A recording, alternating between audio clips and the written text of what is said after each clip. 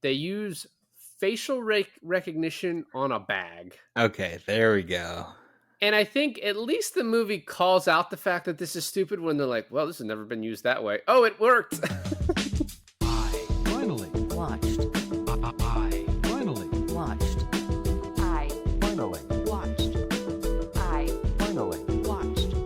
I finally Watched. Hey, everybody. Welcome to another episode of I Finally Watched. This is David. And this is Alon, and I finally watched. I told you not to do that. I couldn't You know what? help it. So after finishing the movie today, I apparently finally watched Déjà Vu too, because I'm Really? pretty sure I had only watched like the first 30, 45 minutes of this movie. It's funny because none of the time traveling viewing even starts within the first 30, 40 minutes of it. I think I got to the point where he first meets those people. Like those people in that room. Yeah, Val Kilmer and his crew. And Because he's you like, meet them before, but you don't meet them in this circumstance. You meet Val Kilmer, you don't meet the rest of them, I don't think. You do. He comes out and they're like investigating. He turns to leave. He sees his partner's car and he turns back and goes, "Oh, when did he get here?" And That's they're like, all the same thing. "So you stopped there?" I mean, Like basically. right when it was getting to like the sci-fi part of it? So when I first watched this movie, I was like, it's not very good. Like, I wasn't enjoying it. I think I was trying to study at the time in law school. And so I just sort of shut it off. This movie also, you sort of get confused with Out of Time because of like the word time. And this I one has don't. to do with time travel. Since But I've never seen any of them. people do. So yeah, I wasn't excited about this because you chose this as like the fourth one we were doing this month. Even though, yeah, this is our last of the Denzels, and we had a bunch of options, and we went with this. And yeah, this movie rips. I'm pretty happy with my choice, actually. Yeah, this is really good. Yeah.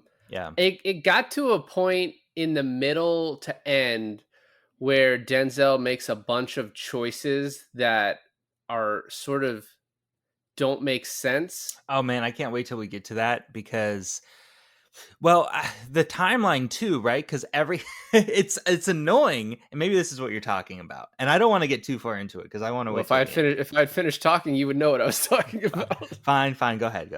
What I was saying is he makes choices that just seem illogical and that they seem are just used to move the story along and to keep all the characters in the same spot. Part of that, where I was going to say, is that if I was Denzel in this situation, knowing that, like, so the whole premise of this thing, of the movie, is, and it's like, it's really spelled out in that scene where he's put into the machine to go back. And so, the whole premise of that, he goes, "What if you die?" And he's like, "What if I already did this?" Right. So thinking that way and being back in time, knowing where he is, why would you, for example, rearrange the letters on the refrigerator as a message to yourself in the past, which doesn't even make sense because now this is a completely separate timeline, but not until the point where, like, on the ferry, but knowing it's like, oh, I need to change the timeline. Why would you do things that you know match up to the previous timeline? Well, and there's some theories too that there's actually even more than just the two timelines. And so in the beginning, when Denzel's walking around the crime scene, he hears what he thinks is his cell phone going off. And then it turns out it's the cell phone in a body bag. And given like the time travel elements, I think you're supposed to assume that that's another Denzel in there. Oh, okay. Which it wouldn't make sense to be the Denzel that exploded because the timeline definitely did change because the way things occurred changed at the end of the movie. We need to talk about that. And also Denzel was exploded. Right. Denzel A. So you're saying that, like, that body bag could, a theory is like that's Denzel B, C, or D. Yeah, well, that's according to that. I don't get shot by Caviezel, like, in a different timeline and, like, not exploded. Yeah. Yeah. Yeah, maybe like in a timeline where he goes to try and save Patton at like the swamp Sure. and like he just gets shot. Now, so this movie was shot in New Orleans. It was originally supposed to be in New York. They decided to shoot in New Orleans. As they're in pre-production, Katrina happens. Mm. So they pause, then they determine they need to leave, then they decide no, we're going to come back and really like make this a part of this story. Like Um um like 9/11 with 25th hour. yeah, I guess. I guess if you want to make that connection. Yes. Um and the screenwriters of this were also a little upset because they think, and I don't know, I'd actually like to read the screenplay now. I think it'd be interesting if I could get like the original copy, that they wrote a very airtight time travel story, Yeah. and that Tony Scott sort of was more focused on the action and cut out a lot of things that would have really explained the movie better. And he said he kind of agrees that he didn't do like a great job, but he was also on like a very shortened schedule to get things done, and so that sort of led to, because of Katrina and coming back and needing to get the movie out, that sort of led to this truncated schedule and sort of made it what it is. With all that, I still think it's a pretty badass movie. Yeah, I mean, are we gonna get a Déjà Vu remake? Huh? I don't know. I feel like with John David Washington, it was John called David Tenet. It Washington was called and Tenet. and yeah, and Chris Nolan. Yeah. So I I think inherently in every time travel movie, and I think maybe like Endgame is one of the ones that's got it the best, but that also is sort of a cop out where you're just like, well, no, it's just an alternate timeline that doesn't matter. So then it's just, it just Well, creates all these strands. what's funny about Endgame is that there's a scene where they suggest, why don't we just go back and like just kill baby Thanos, right? And then they explain that it's not like Back to the Future rules or Hot Tub Time Machine rules or all these other like time traveling movie rules, because it's almost kind of like different parallel time. I found this so interesting. It's almost like different parallel timelines weren't really used in movies as an explanation for time travel. But then you watch this movie made in 2006 and you're like, "Oh my god, if this was made today, people would be like, "Oh, you're stealing from Endgame." What I liked about this scenario too, though, is that he's like, yeah, but if, which I don't know, like how this makes sense. He's like, but if you fix things, then that timeline will take over this one. But it's like, all right, but what does that mean? You know what I What mean? does it Like, mean? definitionally, what do you have Yeah. to do in order to like take over and destroy the previous timeline? Well, Um, especially like when he gets to Jim Caviezel, that's his name, right? Jim Caviezel. yeah, yeah, When he gets to his house or his like lair on the in the swamps, right? He is wearing that thing where you can see like half of now and then half of 4 years ago or 4 days ago, right? right. Um, and he's like, "Do you see an ambulance like burn? Like half of it is burned out. Like this is horrible. The place exploded and there's an ambulance." The fact that when he comes back and his first inclination is like steal an ambulance, you're just like, you realize you're falling into the thing. You're not changing anything, because then an ambulance is going to be there. There's going to be an explosion. And so But what I the think is, timeline doesn't change until Jim Caviezel runs back onto the ferry, and that's when everything changes. I actually disagree. I think what the movie does very well is it's sort of, as you're going along, there's these tiny changes, and you're like, well, all right, is he changing things? And the movie's sort of playing with the idea of like, oh, maybe he hasn't. But like there, if you're like paying kind of closer attention, it has, right? Because so Paula Patton dies way earlier than the rest of the victims of the boat. So She dies with the ambulance. well, she didn't though. No, I know, but So that's what I'm saying. So but that's she right. does. That right then is what changed. But see, that doesn't make sense, because if the ambulance is still exploded into the house, Well, except that's not how she died in the original timeline. He burned her to death. He was pouring gasoline on her and was going to light her on fire. No, no, no. I know, but I'm being confusing, and I apologize for that. Um, in the timeline that we know and love, the original timeline, okay, Okay. the Paula has already been burned by the gasoline, and her body has been presumably dumped in the river, right? Okay.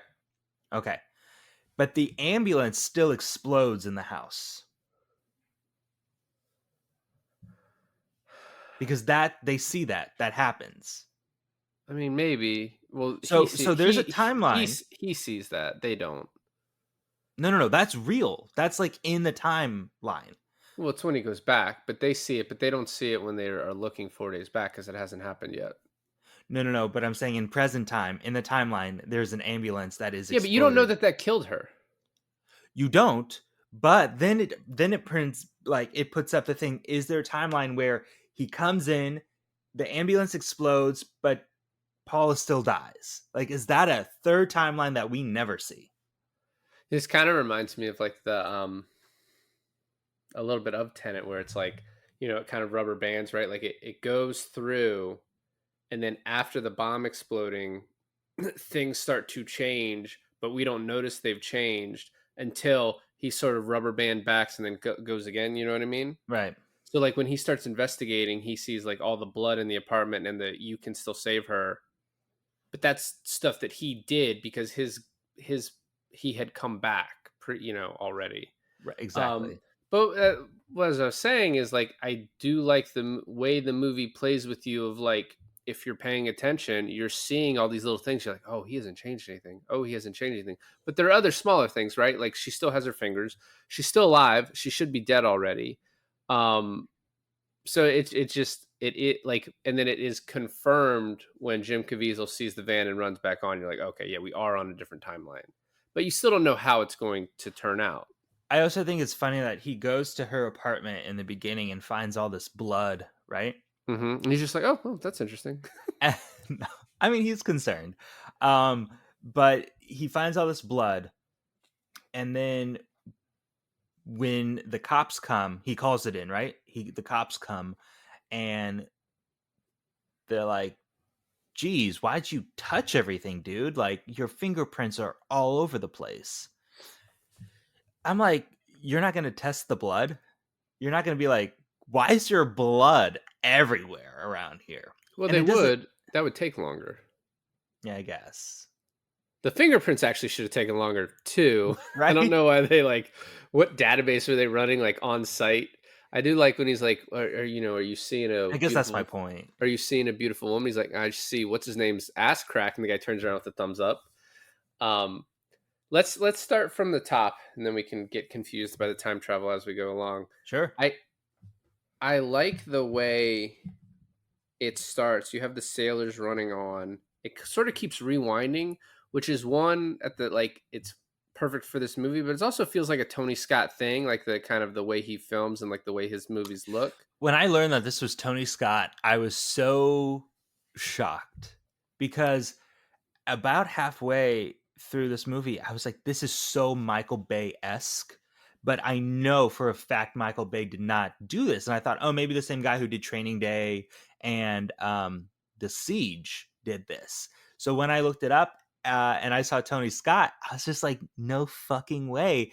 Then I kept reading Tony Scott. I was like, he also did Unstoppable and Taking of Pelham 123, which we just had a discussion about that, how much, like, how similar those two movies were. 'Cause they involve trains. Yeah, so Trains. this movie felt so much like, obviously the look of it felt like a Tony Scott movie, like Unstoppable, like a little bit like Man on Fire. Although Man on Fire, because it takes place in Mexico, the color palette is slightly different. But then it also felt like a lot of movies we've done, so or movies that you and I have talked about. So like Source Code, right? This felt so much like Source Code. It felt so much like Frequency, and that Yeah. the Jim Caviezel aspect of it too. Um, like it, I don't know. It was interesting how much it like there's this run in like the 2011 that I always talk about where they had these like crazy like a bunch of sci-fi movies that I really like that kind of dealt with this, and Source Code, Adjustment Bureau, Limitless, and but this one too feels like right along with those, although it came out like 5 years earlier. But it feels like those movies too. But then it's like it's got the added gravitas of having Denzel in it, right?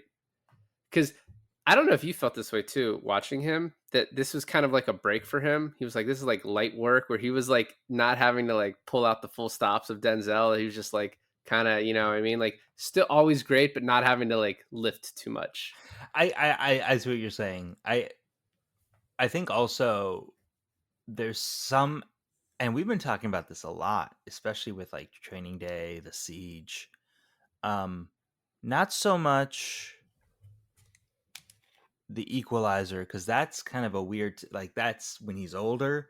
Um, we're almost kind of like going in reverse of Denzel movies, right? Starting Hmm. out in the older ones, or the newer ones are going back. But what's interesting about this one is that he's still really charming, but he's not a bad guy like in Training Day, right? Okay. Um, it has a feel of a B movie, but then it can't be a B movie with Denzel in it. Exactly. Yeah. Well, yeah. It's just like a very like genre movie where you're there for just kind of the plot and like the if there's a twist and whatever. The other reason this seems like Out of Time is because Out of Time he's a cop in Florida. It's like in a swampier area, like very hot and muggy, and there's a murder that he's becoming a suspect of. And so when you have the scene where the guy's like your fingerprints are all over, you like think it might take that turn, which it never does. So that's like the Yeah. other confluence of that. So you then have the ship blow up with like school kids, sailors, women. And it's not just like any school kids, any women. It's like the shots are like deep close up personal shots of these children and teachers, and you're just like, holy shit. It actually makes you realize that in order for this, it sort of, if you think a little bit too much about it in the beginning, it sort of ruins the movie because you're like, well, if you know it's about time travel, you know he's going to save that. You can't murder all those people in such a way. You have sailors jumping off of the boat on fire. Yeah. Like you can't have that and then him not save them in the end. Like you just watch it happen again at the end of the movie. You're like, oh, There- there's time can't be stopped. there's two shots in this that really stuck out to me that I thought they were going to make like a callback and they never did. That's another thing about this movie is that they set up a lot of things that never have a payoff. Well, the phone ringing in the body bag, right? Okay, so the phone ring in the body bag was one of them. Okay, so I guess three. The little girl who lost her doll, I really thought because Paula was there that time, she was going to catch it from the bottom deck. They showed it. Yeah, they showed it falling as it And was happening. she looks up. Did you know that was Elle Fanning? I didn't. I read that Elle Fanning was in the movie, and then I just assumed it had to have been her. Yeah. Um, She was the doll. she's method. what, what a lame joke. But anyways, so I thought because it keeps showing the doll fall in the thing in the ocean in the lake, I thought that since Paula was there, She was gonna, as she jumps, catches it, throws it back over her head to the little girl, and that's Yeah. how you know that. Yeah.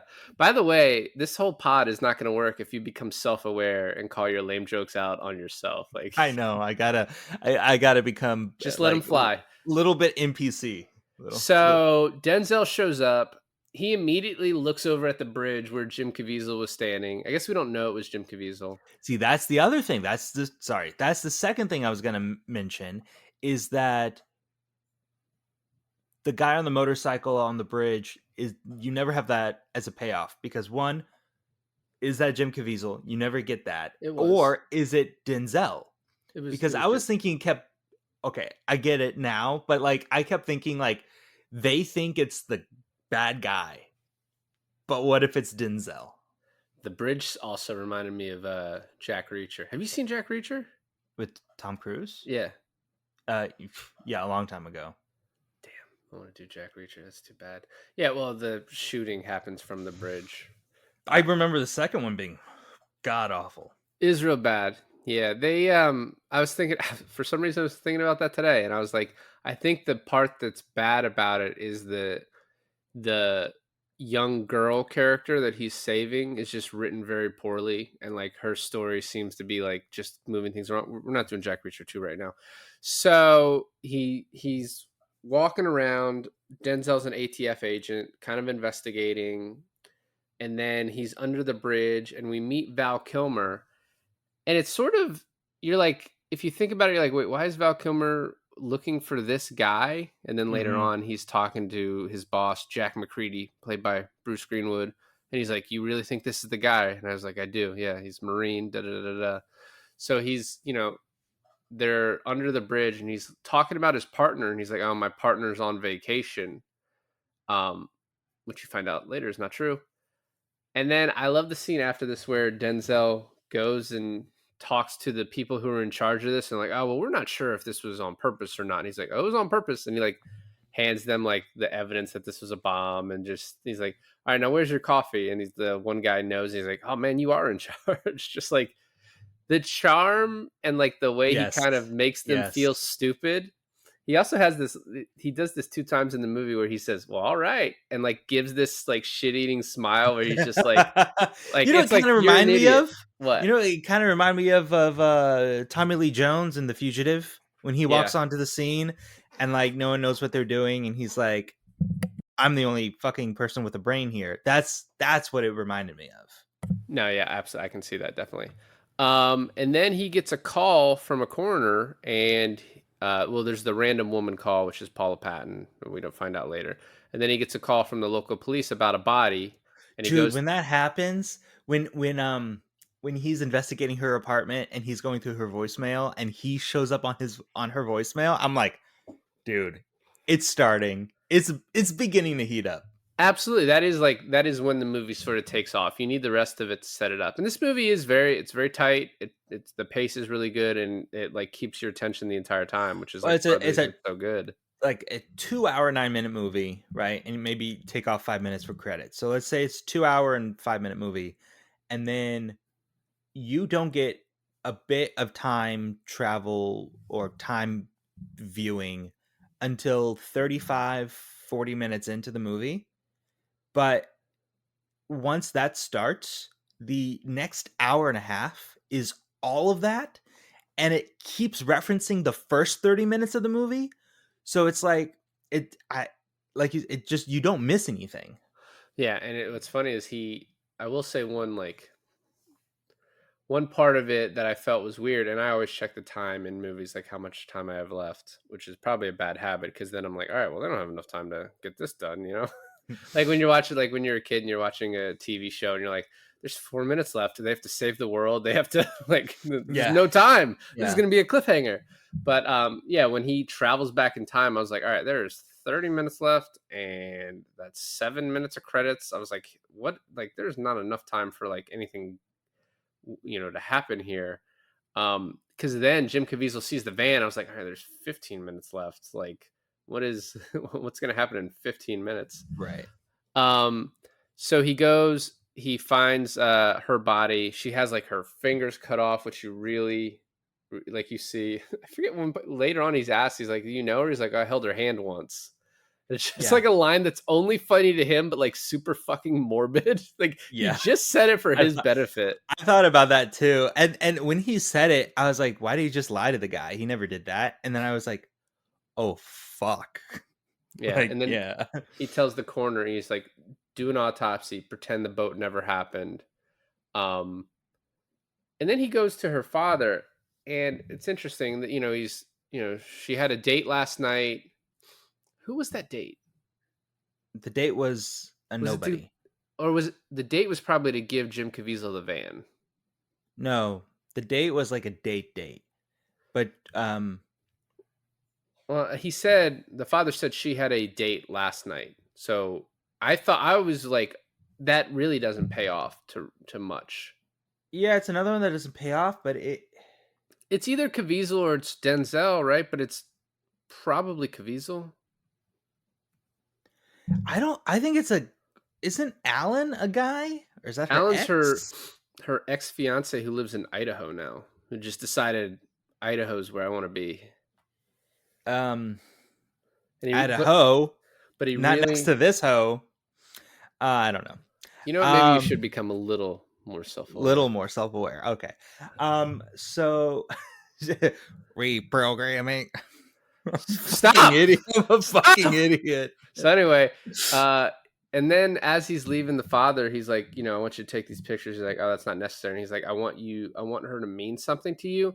And I think that's put in there because later on when he meets Paula Patton and she is like, all right, you're acting weird. Why do you know I have a blue and white dress? How did you know where my apartment was? What, like, how do I know you're actually a cop?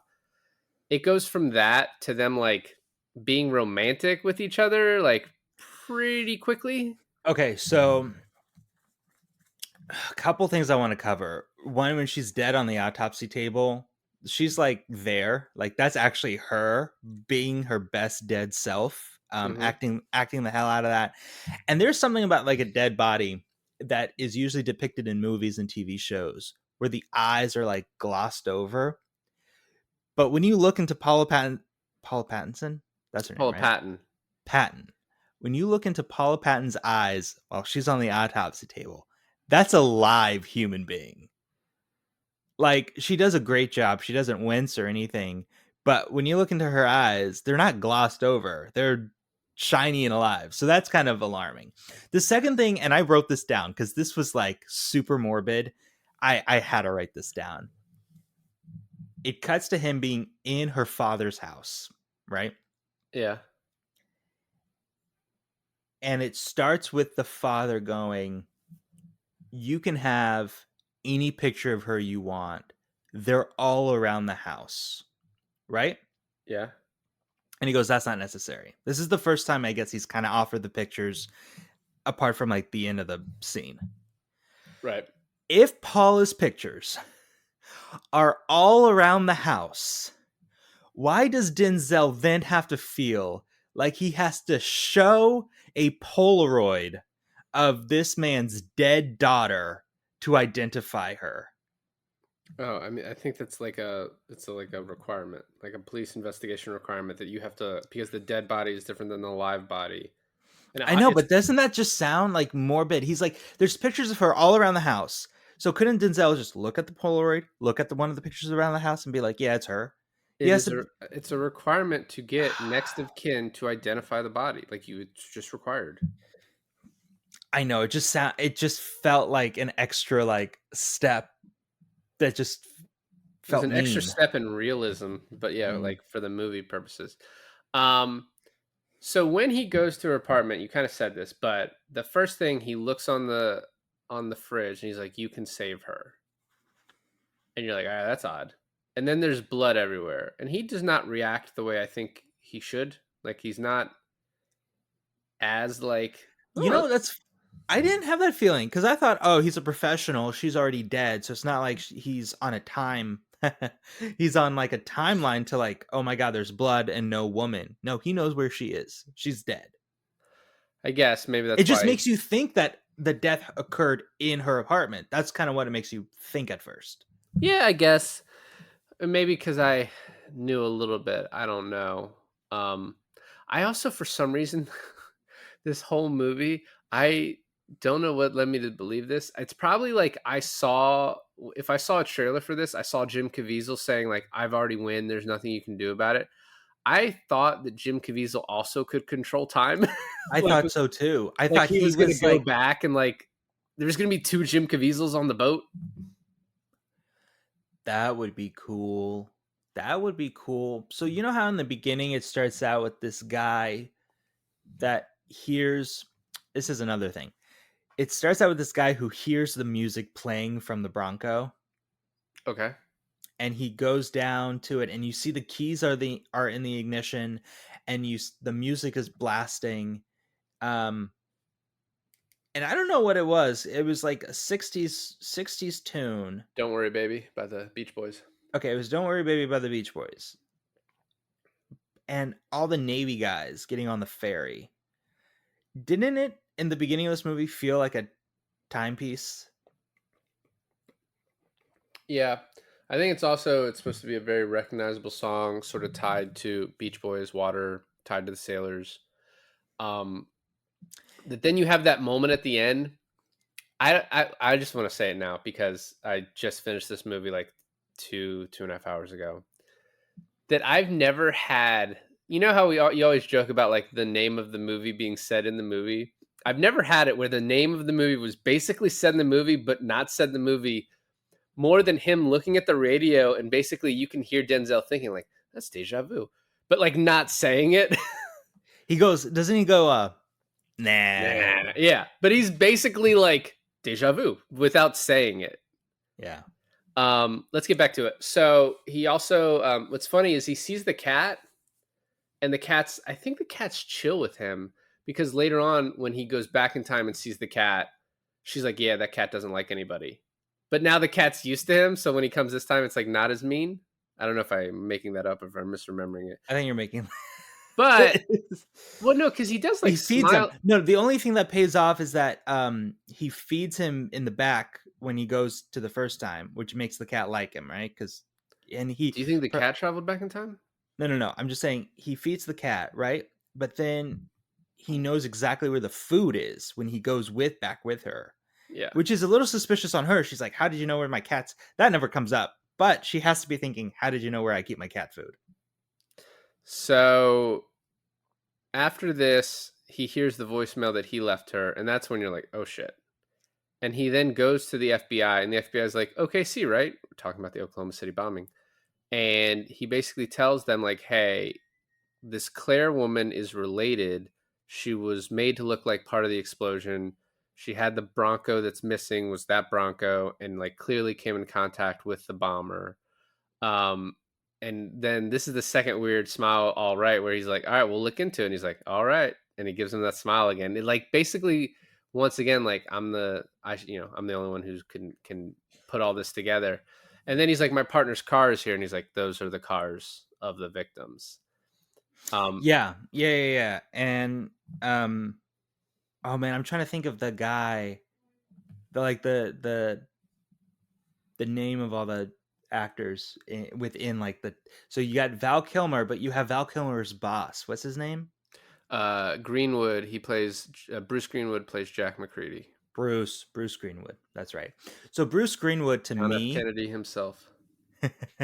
Bruce Greenwood to me always reminds me of like the guy who is in charge of like the super secret top agency, but he's also like a double agent for his country. He's like, He could also play like he plays like a very like regal leader that you would die for, but he also could be the yes, guy who's like something's off about him. behind it all, right? Yeah. So I was kind of wondering like and also who was the kind of the nerdy bearded guy who kind of Adam Goldberg plays Adam Denny. Goldberg. Thank you. See. I thought I was like, "Oh, could he be the villain?" Right?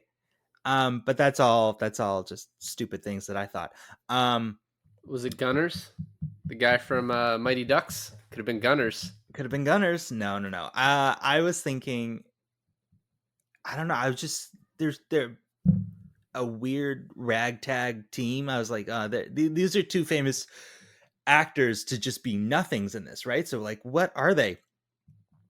And so then Bruce turns to Val and he's like, I like him.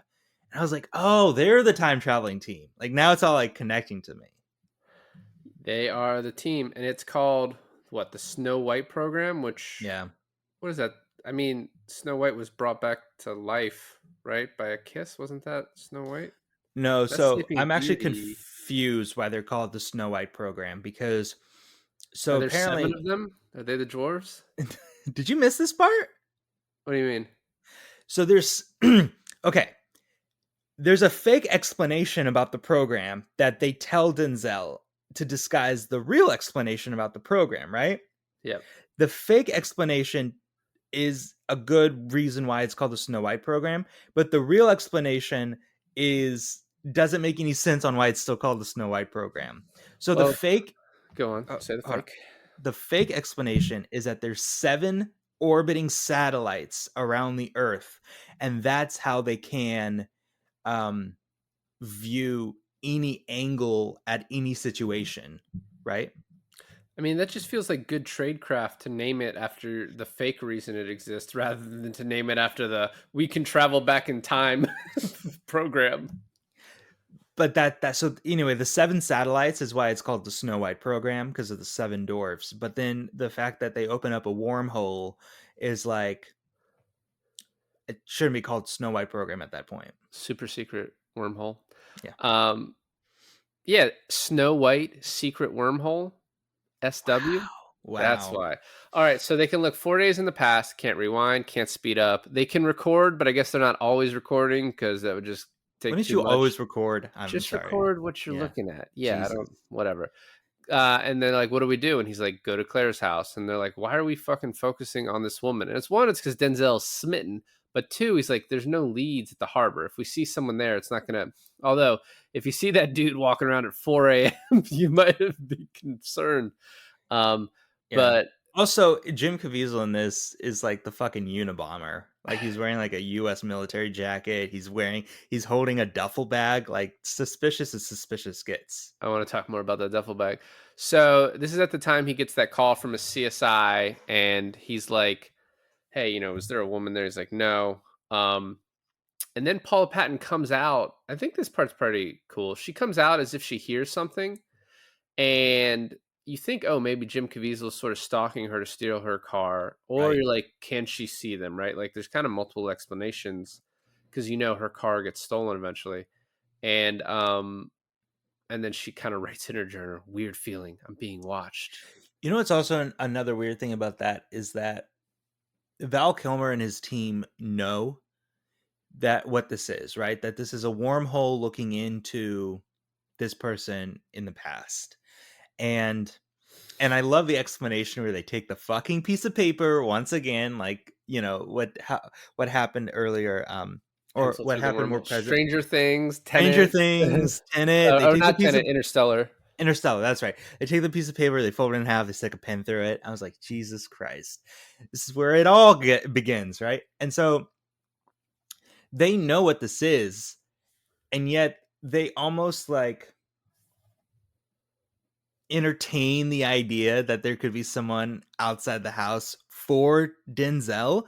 So then they do like a whole scope and they're like, no, no one's out there. So I was had a couple questions. Do they sleep when she sleeps? Like, what is that going on? Because she's sleeping for a while. Do you think they take naps and they just have like alternating people? Because they showed Denzel drinking coffee, and I was like, he's just up for 3 or 4 days. I thought that too. I thought that they were just like um taking shifts.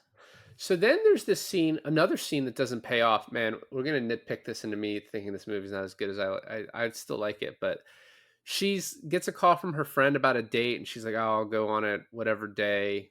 She's like, "I'm busy at this time," and it doesn't. The timeline isn't really like clearly established of like, all right, what's happening with that, and that's not even the part I have the most problem with. She's trying to flirt with herself in the mirror to practice for this date because she's nervous and she kisses her hand. No one as pretty as Paula Patton is like nervous about a date like that. Like she's not worried. I find that implausible. The time travel is one thing, but that cannot stand. Um, and then the next scene, he goes to her funeral and he's like, 4 limo drivers or five, and there were clearly five at one point. What? Why was Jim Caviezel there? If that's what we're supposed to believe, why was he there? Was he there? Well, that it doesn't make any sense. That's what I'm saying. I mean, maybe he was there to scope out if like FBI agents were there, if they're on him. I don't know. It makes no sense. Okay, well, we need to talk about two things, and I think we should talk about them now. Number one, what was Jim Caviezel's actual motivation in blowing up the ferry? Um, And hold on, hold on.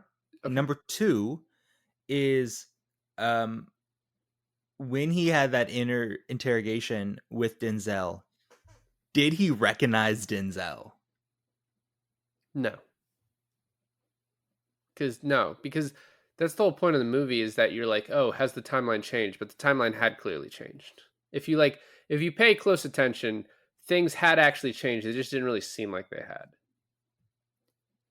That's like the way the The movies work. ambulance thing is the only thing that's like tripping me up. Sorry. Well, because at the time of the ferry originally blasting, I don't think it had happened. Then you go 4 days in the past, and you sort of Denzel has rubber band around, and now it has happened, but you're like catching up to. I don't know. It doesn't really matter. Um, I think his motivation similar to Hitler was like, Hitler got rejected by art school, and then this Uh-huh. guy got rejected by the The military. So military, yeah. he's like, I'm gonna become a bad guy, I think. I mean, he was like, I'm a true patriot. They don't realize it. So he's a crazy person. So his motivation isn't actually like all that, I like complicated. during the interrogation scene, he says some crazy stuff like, sacrifice and patriotism above all, or, whatever he says. And then that's like, you know, dumped on him during the final fight by Denzel. And he's like confused because he's like, that's kind of the stuff I would say. I just haven't said it yet.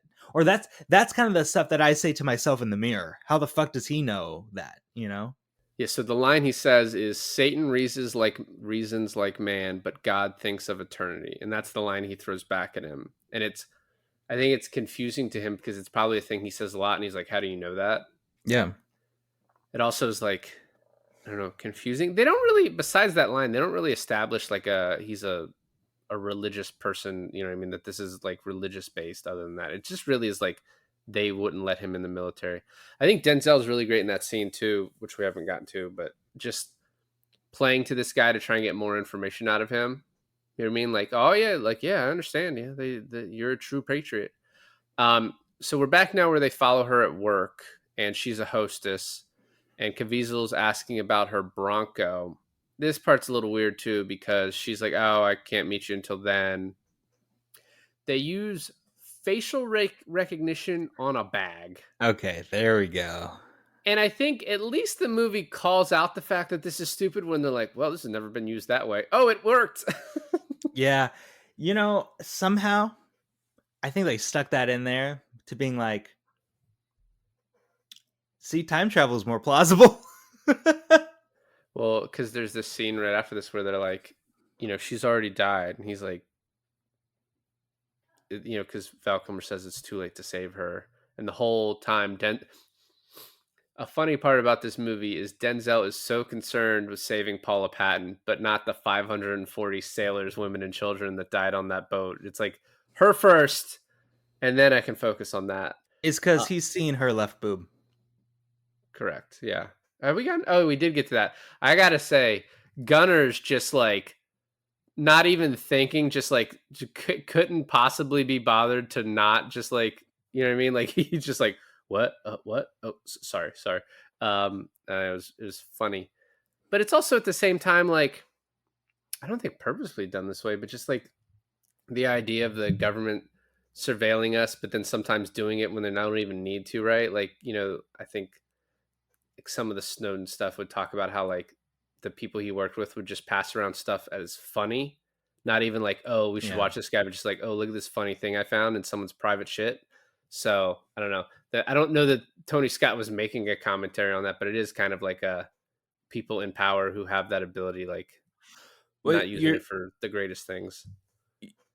you're doing kind of two things here, right? One with purpose and one with like the side effect of the purpose. So the side effect of the purpose would be like, oh, maybe Gunner's just like a nerdy incel that doesn't see women, like naked women, that all that much. And then the purpose would be to show that Denzel is actually like a good person. I don't know. We have to call him an incel just because he was taken by Paula Patton. You know what I mean? Like that he just couldn't focus on anything else. You know what I mean? I understand, and now I know what you would do. I would turn it off. No. I'm a good person, damn it. I don't So think so. anyway, we next get where he points the laser into the past and everything malfunctions, and he's like, "What the fuck is going on?" And this is like Denzel's sort of unhinged in this scene because of like how in love he seems to be with Paula Patton when he's never met her as an alive person. But he's like, they explain to him like, we found this thing by accident. We're so worried about losing it. the funny thing about 50 million home blackout. He's like, we blamed Canada, and Gunner's like, my bad, and Denny's like, I still blame Canada. What's really funny is that there's like a throwaway line. I don't remember how this is resolved in Denzel's eyes. Maybe you can remind me. But there's a at the very beginning when they're explaining the Snow White program, they're like, "Yeah, 7 orbiting satellites taking pictures of everything all at once. So that's how we can go back 4 days and view anything from any angle." And then Denzel goes, "What about the audio?" And they're like, "What?" And I don't remember how he gets an explanation about that. I don't He think he probably does. doesn't, which is why he's like, no, this is bullshit. Yeah. Um, and then there's like when I was saying Denzel's unhinged, he has this like line where he's like, "For once in my life, I like to catch someone before they do something wrong." And he's sort of like screaming, and it is like, I don't know, he's just very in love with Paula Patton in this movie. Like, I don't really obviously he's like someone who really wants to do his job and he wants to stop this guy, but his focus is on the one. It like if a rail car was going down and about to run over 543 people, and on the other side was Paula Patton, Denzel would not pull that lever to make that train run over her. He's like, nah, I can't affect that. So then they explain the branching universe theory, which I thought was pretty cool, and they decide to push the note through. And he's like, "Oh, they get it through." He's like, "Great, but I'm not coming back." How far in advance did you see that coming? That what, his partner was going to take it? Yeah. Uh Probably when he walked away. I don't know. I wasn't really thinking of it. The movie sort of doesn't give you an explanation of, is this how he always died, or did he die some other way? You know what I mean? But Yeah. he finds the note. They're fighting, so he doesn't even ask his partner to come back him up. He just goes and gets. We watch him get killed, and uh, it's like this has already happened though, but which is once again not really explained whether it has or not. I think the scene where they're losing the signal and Denzel just takes the Humvee and grabs the rig and chases him is awesome, especially how you're seeing it in the past and in the future, or in the present. Yeah. It's awesome. And he stares directly in Jim Caviezel's eyes. Like he runs around it with the car and turns and stops, and he stares directly at him. And there's kind of this like, is he seeing him thing going on? Right. Apparently, when they first filmed that, Denzel comes around, stops, looks Jim Caviezel in the eyes, and goes, "Jesus." And they did a test screening, and everyone laughed. And Tony Scott hadn't made the connection that this was Jesus in Passion of the Christ, and he's like, "No." So he had to cut it. Yeah, it's funny because like as much like as the Catholic Church gets shit on about like making like depicting Jesus as like a white guy and all of their like imagery, picking Jim Caviezel as to play Jesus without like any of the long hair, makeup, beard, and anything like that, Jim Caviezel alone looks like the most ordinary white dude. He's pretty tan. I don't know. Also, I don't know that the Catholic Church was telling Mel Gibson who to hire for that. I don't know why you put Oh, that on oh, Catholicism. blame Mel Gibson. He directed it. Um, so he then chases him down, and you're basically watching. He chases him into the swamp, and then he says to them, "Guys, you're about to watch him get killed," and he shoots him in the head, and then burns him. I thought, based on the beginning of the movie, that we were about to watch him just burn this dude alive. Yeah. And as he explains later, he's like, "I'm not a monster. I shot him first." Oh, and then he says you couldn't do the same thing to Claire. Claire, Paula's character, and he says, "What does he say?" Well, That was I needed it to look like a fairy victim. oh yeah, and a bullet hole wouldn't do that. That's what he says. Yeah. So then they've found his name based on this cabin, and like he has another place, I guess, in the Ninth Ward. They track him down through the swamps, and it almost feels like a dream sequence when they get him. Like that, they grab him, and it's like, oh shit, you know what I mean? Like it just happened all of a sudden. I was like, oh, I didn't realize this was happening. It Like it we're happened so grabbing. quick that it's like a if you blink you miss it moment where it's like they have him and then all of a sudden you're in the interrogation room. I rewound it because I was like, oh wait, was that him? And then yeah, they have him in the interrogation room, and this is where he gives a bunch of lines like, "This case will never go to trial. I've seen what's coming. Yep. I have destiny. Mm-hmm. I'm here to win. You better have divine intervention." He right, says back, "You better have KY jelly," which is like rape jokes only funny if it's someone going to prison. Also, it's only funny in early 2000s. I don't think you could actually make that joke anymore. You can make it. There might be some blowback. So he then goes out and talks to Bruce Greenwood, who says, "You're done." Oh, there's blowback. And there we are. And he like Bruce Greenwood found out about the note, and he's like, "You're done. We've already found this guy. Like we've caught him. Game over." And Doug's like Denzel, who plays Doug. It's like, well, we still haven't saved her. And Bruce Greenwood just looks at him like, "You're a fucking crazy person." Like that's not how this works. And I like how after this, you can sort of like they're packing up the machine, and you have Denny just sitting there. And I don't know if the movie is supposed to be saying that he's just smart enough to have realized that this is what happens already, or if he just is like, I know Denzel's going to call me and want to get sent back, and I kind of want to send someone back. Right. So he gets a call, Denzel, and he's just basically like, I'm fucking in.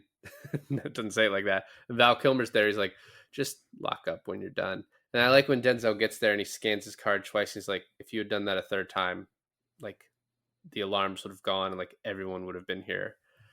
And he sends it back. He's like, the most likely outcome is we send your corpse back to 4 days ago. It is so cool how they think about this because okay, we get this with the note, right? Like it takes an extreme amount of power just to send a note back. But I love how also they're like stripped down to your underwear because it's like the less mass is better. But I almost feel like sending a whole body back versus a note and worrying about a few layers of clothing is almost like pointless.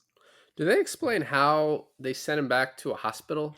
So remember, like the only reason that the note got to the desk was because they were viewing in on the desk. Okay, so So they all viewed they in had to on. do is view in on a hospital. All right, yeah, that makes sense. I love how though, like the they're in the middle of surgery, like the doctors and nurses are in the middle of surgery, and all of a sudden this guy in cardiac arrest just fucking shows up. Where the fuck did he come from? And then it just says "revive me" on him. I imagine they probably cut the scene where Denny's like going through local hospitals, like, all right, where are there doctors available? You know what I mean? Yeah. And it's obviously not exactly 4 days. It's like 4 days and some hours, right? Because it's like daytime where they send him back. It's no, they don't send him back 4 days. They send back 1 day. No, it's been 4 days. It's 1 day before the bombing. That's what I meant. Yeah, but they're sending him back 4 days from the present. It's 4 days and some amount of hours. Oh, Like you're they right. don't, It's they don't have a always 4 choice. days. Yeah. Yeah, they don't 4 have a days, choice of 6 when, hours, yeah. but Yeah. where they're looking, they can send him. And so he immediately steals an ambulance. And you're right. As someone watching the movie, you're like, all right, well, that's where that ambulance came from. And it sort of starts questioning, is he going to save her? Is he going to be able to stop this? Another thing is that he steals a gun from a security guard and he steals the ambulance from an EMT. And the amount of time it takes for him to get to Jim Caviezel's place, save Claire, get to the ferry, you never have any cops on his back. Well, I mean, he is an ATF agent, right? So like they probably put out like they do a sketch or whatever, and we're looking for this guy. They start doing it, but like they're not going to automatically like know to go after Denzel. I guess. It's It'd be not fun as at the end of the movie where like this timeline's Denzel comes in and immediately arrested for stealing an ambulance, and he's like, arrested "What?" arrested for stealing an ambulance and arrested for being on that ship with the bomb. Yeah. So Yeah, and surviving. Yeah, he yeah. goes to the swamp, runs the ambulance in there, gets shot. Then Caviezel shoots at the tanks. We actually see Caviezel's about to cut her fingers off when he Because of the comes in. scratch, right? Yeah, she scratches the shit out of his face. And so he starts taking her. He's like, oh, we have to stop him. You know, I can't go to the police. That would take too long, which I feel like if you call in an anonymous threat and say, this guy that looks That's like not why. this, That's not why he did it. why? Because he would be there. What?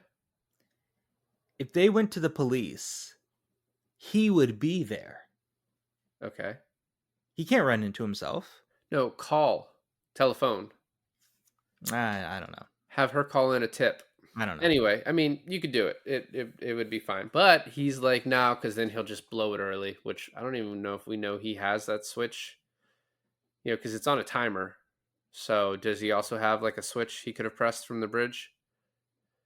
Who knows? Who knows? Um, and then they decide to go to her place to clean up. He writes the message, and she's like, "Don't wear that dress. Wear the blue and white one."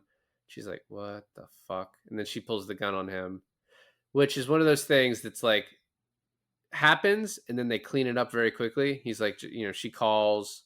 It's sort of to explain the call from earlier. She calls. He's like, "He's a good-looking black dude, about 6'3", you know, da da da da da da," and and then she just kind of breaks down, and he takes the gun from her. She doesn't change her dress though. No, she doesn't, because they're all like shook Giggly. from giggly. No, but I think she that like the dress becomes the least important thing, right? Because they're all shook from the experience. But also that she can't change that dress because it's part of the audience's like suspense. No, absolutely. And she has that line, or he has the line, "What would you do if you had to tell someone they wouldn't believe?" Which comes back later, and he's same You know what's answer. funny? I'd try. It, Denzel is actually 6'1", so in the movie they added 2 inches on him. Not the only place. So he then is looking around everywhere and says, "I haven't changed a thing." And this is when the movie became a little frustrating to me. And he's like, "You have to come with me. Yes, come with me to where Yeah. the huge explosion is going to happen. That's how you'll be safe." Yeah, that was annoying for me too. It doesn't make any sense. And she's like, "I thought I'd be safe here." "No, you won't." "Yes, you will." Literally, Yeah. you'd be fine. Actually, it's really funny because he changes. He gets shot, right? And that she's like, "Let me heal your wound. Like, let me make it better. Let me help you." Let me kiss your And boo boo. kiss your boo boo. And he's like, but she doesn't offer that until like um she makes the phone call and everything is like settled in her mind, right? Right. But at that point, he's rearranged the letters on the fridge. He's bled out into the sink with his shirt and bandages. And he knows that that was the voicemail that was left for him in the past, right? Yep. It doesn't occur to him that he hasn't changed anything until he sees the cotton balls in the wastebasket in the bathroom. Maybe he's not the most observant cop. I don't know. He's also just got shot, so Eh. he then predicts her friend Claire's call, and then she answers, and she's like, "Is this a joke?" She's like, "I gotta go. Someone's here." And earlier you thought that may have been Caviezel. Um, Yep, that's true. it's driving there. I got to defuse the bomb without him knowing, so I got to do it after he leaves. And he's sitting there watching Jim Caviezel leave, but then is like, "All right, now for you to be safe, you need to go run over to those cops." This is why it's just like a little ham-fisted in the writing at the end. You needed her there, but then once he gets there, realized, "All right, now I need you to get to safety." When like the safest place would have just been for her to stay home. But you also need her there because she helps kill Jim Caviezel. So I think the reason he could think that she was safe with him than staying at home is where's the guarantee that Jim Caviezel wouldn't go back to her house and kill her to tie up loose ends? well, he probably thinks she died in that explosion because he just drove off. He thinks, they all died. I don't know, man. I was just trying to put some logic into it. Yeah, I think the explanation is this cop doesn't deal with time travel all that well, and he doesn't know what's happening. So he just is like, "You're safe with me." Amateur. But if he's like, "I haven't changed a thing," she died at 10:42 is when her body was reported, which is like 8 minutes or so before the explosion. So I mean, she probably died a little bit before that. You've already passed really the time when she should be dead. She still has her fingers. So like him, like, I haven't changed anything. You've changed stuff. You just don't know if you've changed enough, I guess. But I think the fact that he acts illogical, we're sitting at like a 30,000 foot view of this movie watching it, whereas he's in it and he's like, fuck, I have to keep her safe. She'll be safe with me. Um, and this all would have worked if they just taken a different car, but instead they take the truck with the bullet holes, and he's like, Yeah. fuck, that's that truck. And so he runs, not expecting him to run back on. If he does have a device that can blow it up, he would just hit that button now, but he doesn't, I don't think. Oh man, I'm trying to understand why does he run back on? I think Because he's afraid that Denzel is going to defuse the bomb. so he's protecting the bomb. He's protecting the bomb. So he doesn't have a way to blow it up. No. So once he gets away, you can just, if you can defuse it, you can defuse it. I don't know why when Denzel's on that lower deck and the cops are like, you need to leave, why he wouldn't just be like, I'm ATF, there's a bomb, I need to defuse it. Because he doesn't want to incite panic? Well, yeah, I mean, those cops seemed a little panicked, and then of course they die later. So he doesn't see him on that bridge, and then he's finding a way down. He finds an escape hatch to get down to the lower level. Paula Patton jumps, good jumping onto that boat. Yep. She finds Caviezel. He ties her up in the car, and then Jim Caviezel just has machine guns. He's fighting Dude. off these cops to protect his bomb. Not only machine guns, he has bulletproof vest. Yeah, he's very prepared, and no one's Yeah. shooting him in the face.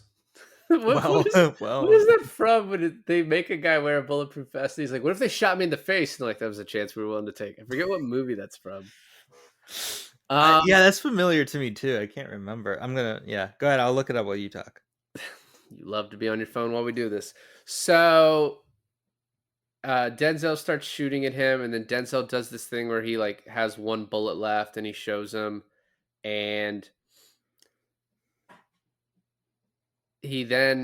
Paula runs into him with the car, and Denzel. That's Dumb and Dumber.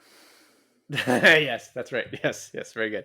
Paula runs into him in the car, and then he shoots him, and he gets in the car with her, and she's like, "I killed him." He's like, "No, I killed him." And then they drive the car off. Don't take this away from me, bitch. And he's like, "No, that's my kill. That's my kill."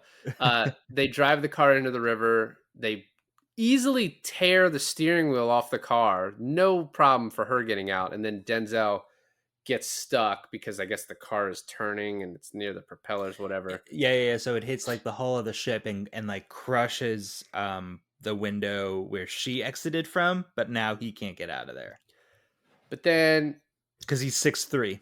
Then it explodes, and you see Paula get pulled up. The cops have been pointing guns at her, but now they're like, "Oh, I guess you're believable that you had your hands tied to a steering wheel." They believe her, and she's sitting there, crying, screaming. I gotta say, I don't know if I've talked with you before in real life or on here, but her acting in the fourth Mission Impossible was not great, and a lot of the acting in the fourth Mission Impossible was not good. In the fourth, yeah, it's where Jeremy Renner's introduced. It's the one on the Burj Khalifa. Oh yeah, that is her, isn't it? Yeah, she's really good in this, and so I think that's just that movie. I don't know what was off with that movie, but like a lot of the acting to me was laughable. And then she's sitting there thinking Doug has died, and then of course Denzel B, I don't know which one. This one's B. He shows up, and then he's like, "Have we met?" And he's like, and she's like, "We have." and then you get that repeated line about if you had something to tell someone that's important, but they didn't believe you.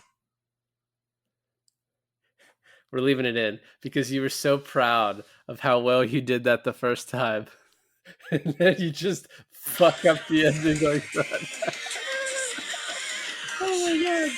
And then we'd already talked about him staring at the radio at the end. You're gonna get his copyright struck. Him staring at the radio as "Don't Worry, Baby" plays, and him like, "Oh, this is Déjà Vu." Nah. Nah. So overall, dude, I really like the movie. I feel like I watched this movie when I was like 10, but it doesn't even matter. I don't like, there was not a piece of this movie that I actually remembered. When Val Kilmer shows up, I was like, oh my god, it's Val Kilmer. Yeah, I was really happy to see him, and it also kind of just made me sadder, like what he's going through, that he's not able to like be in more shit. Because I know when we did the Top Gun? Ghost in the Darkness Oh episode, yeah. like I talked about how much I loved him in that. So this is some of the weirdest alternate casting I've ever seen. I don't know if I believe it, honestly, but I'm going to say it. Okay. So Stephen Tobolowsky is most famously known as Ned Ryerson in Groundhog's Day, the dude who's like, watch your step, it's going to be a doozy. Yeah. He was considered for the Jim Caviezel role. He better watch his step. You know, I gave you like a little, it's just bad. That was bad. That's pretty much it. So I had avoided watching this movie again for forever. When it turns out I had only watched maybe the first half an hour and had given up on it. This movie is great. I actually got choked up at certain points. Like, this was just really, Tony Scott, may he rest in peace, really knows how to put together a fucking movie that I enjoy. Yeah.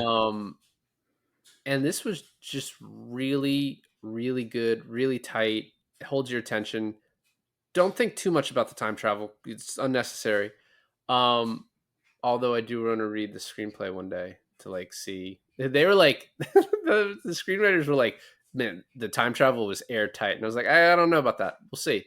But yeah, this is a very fun movie that like ends in a pretty great way. And 540 sailors and children and women didn't die in the end, so that was good too. I was very happy to redo this, to watch this one and talk about it. It's always a win when men, women, and children don't die. Well, thanks for listening to another episode of I Finally Watched. This is David. And this is Alon, and I finally watched Déjà Vu.